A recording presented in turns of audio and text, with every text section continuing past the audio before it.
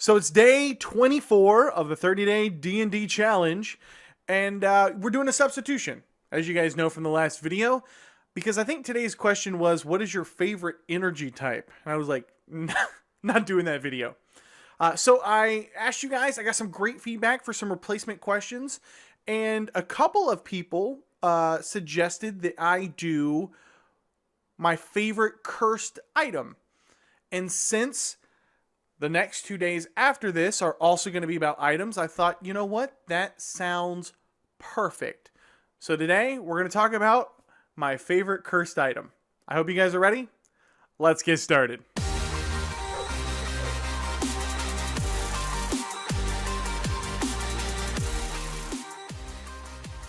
Damn, I am tired, man. Whew. Not from doing like the videos or anything like that. I'm having a blast doing these. I just finished up a D&D game. As you can tell, I got my D&D shirt on, and man, we got our asses kicked. My brother, that bastard. Okay, cursed items. I think the key to a great cursed item is to make it sentient. I know that like monkey palms can be really great. They really can, because the players, they have no idea what's going on. Of course, they typically suspect it's probably the new swag that they picked up. But I really like sentient items for players. Yeah, I don't really dig the whole you touch something and now a big, huge demon monster curse has come out and demons and demony. That's not really my bag. I don't care for that. I also do not like ability changing curses from stuff that players pick up or touch. Like I don't really care for that. Like I don't think it's fun as a dungeon master to be like, oh, they touched that stone that I put in the room. I got them. Now you got 4 strength till you can figure out what to do, and you're over encumbered all the time. Like, I don't know. To me, I would much rather do ability draining with monsters, so the players can see it coming, and that could be kind of part of the tension. Not just like, fuck you, I got you because you touched this one rock in some room that you weren't supposed to touch. I think that's a little, I don't know. That didn't really speak to me a whole lot. Man, but sentient items, that can be a lot of fun. They can be a lot of fun when they're trying to like get the players to struggle against them for a battle of wills to see if they can control the player or if the player can control the magic item. And they are a lot of fun if you have a really good role player that they end up in the hands of.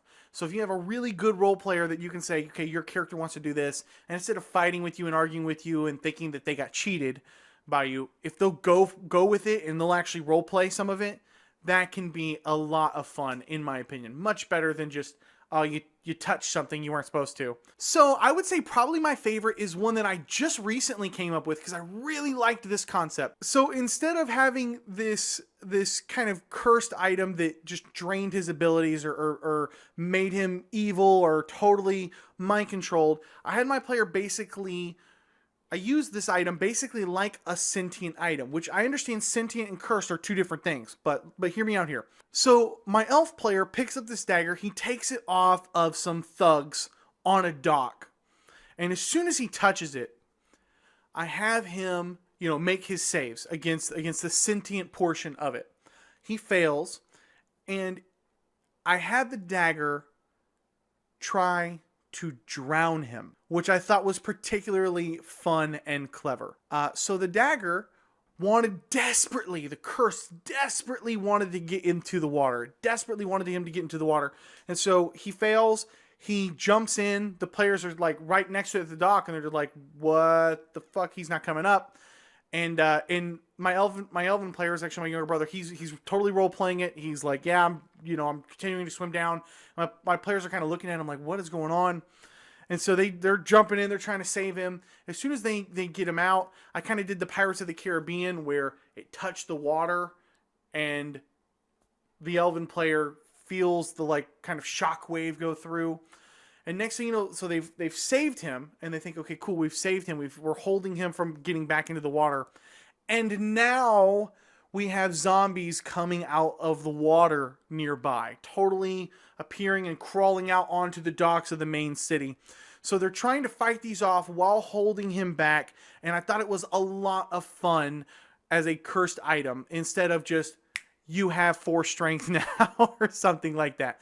I really liked the concept that a dagger tried to drown a player because it was cursed. What I really liked about this dagger is that I had them end up in a casino. And in the casino, there was like an anti-magic field in the casino. So people couldn't apparate in and cheat and do all those things. And so the dagger is screaming and losing his mind. And my player realized he had a way to negotiate with the dagger, because the dagger is feeling pain in this anti-magic room. And so to fast forward just a little bit, one of the things that I really liked about it was I like curses that can be removed and that can be its own plot. So as my players continued on, they were being hired by the Zipperer to go retrieve this stone. They noticed the stone was much like the Night Stone that was missing in the town of Nightstone from Storm King's Thunder, except it was solid white. And of course, the reason that the stone was solid white is because it hadn't yet been used to absorb a curse. So it was a great item from the get-go because I got to use the sentient evil voice, drown yourself. I had the unique combat with it. I had the player negotiate with the item, with the casino. And then the players came across this stone and actually got to cure the curse. And of course, once the curse had been removed, the stone starts to turn gray as it's absorbed in the evil magics from the curse.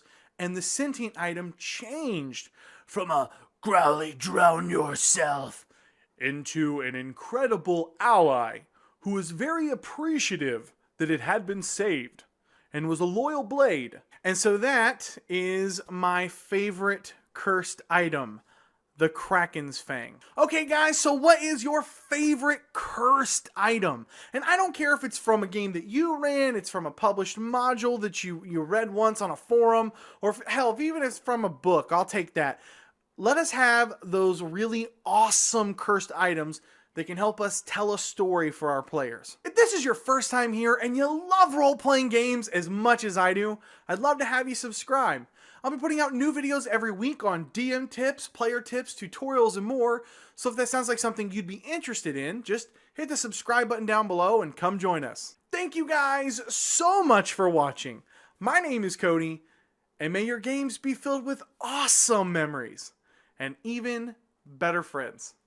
I'll catch you guys next time. This is Larry the Human, this is Molly the Elf, and this is Barry the Halfling.